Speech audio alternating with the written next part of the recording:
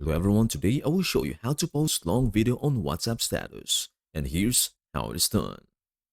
I am going to the App Store and search for Video Splitter 30-second splits. It is the first app on the list.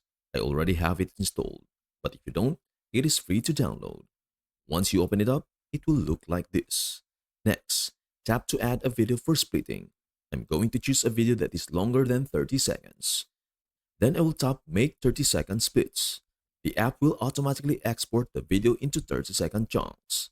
Once it is done, it will say Export status successfully. I will hit cancel, then go back to WhatsApp and select Add to my status. Now you will see the three 30-second video clips, starting from the first one. I select it, hit send, and upload it to my status. I will do the same for the second and third clips. Once uploaded, you will have three consecutive updates on your status that make up a longer video. It is all done automatically. That's everything you need to know about how to post long video on WhatsApp status. Before we end, may I humbly ask you a favor? Please do like, share, and subscribe to our channel. This means the world to us.